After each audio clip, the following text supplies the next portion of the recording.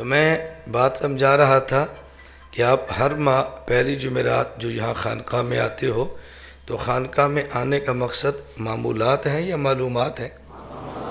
میرے بیانات احناف میڈیا سروس پہ روزانہ آتے ہیں، فیس بک پہ موجود ہیں، سوشل میڈیا پر موجود ہیں، چینلوں پر موجود ہیں، آپ سن سکتے ہیں۔ ہر مہینے آنے کا مقصد معلومات نہیں ہے، ہر مہینے آنے کا مقصد معمولات۔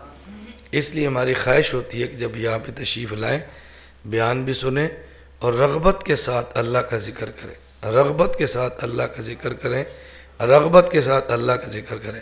اللہ کے ذکر کو جھوم جھوم کے کریں، وجد میں آگے کریں، مستی میں آگے کریں۔ نبی پاک صلی اللہ علیہ وسلم فرماتے اللہ کا ذکر ایسے کرو کہ لوگ سمجھیں یہ پاگل ہے، لوگ سمجھیں مجنون اور پاگل ہے۔ بس اس لیے گھبرایا مت کرو، کسی بندے سے دنیا متاثر مت ہو، ہر وقت اللہ کے نام پہ ڈوب جاؤ۔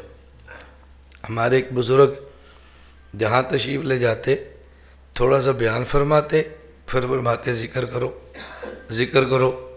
تو بعض لوگ ایسے ہیں کہ جو مشائخ کی باتیں ہضم نہیں کر پاتے، اور بعض سامنے بول پڑتے ہیں اور بعض کمر کے پیچھے بولتے ہیں۔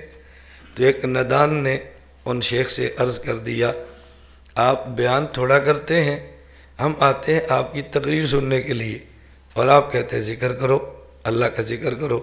بڑا پیارا جملہ فرمایا، جب قیامت کا دن ہوگا، حساب و کتاب شروع ہوگا، تو تم یہ جو مجھ سے شکوہ کیا ہے، یہ قیامت کے دن اللہ کی عدالت میں شکوہ کرنا کہ یا اللہ ہم آتے تھے اس بابے کی تقریر سننے کے لیے اور یہ کہتا تھا اللہ اللہ کرو۔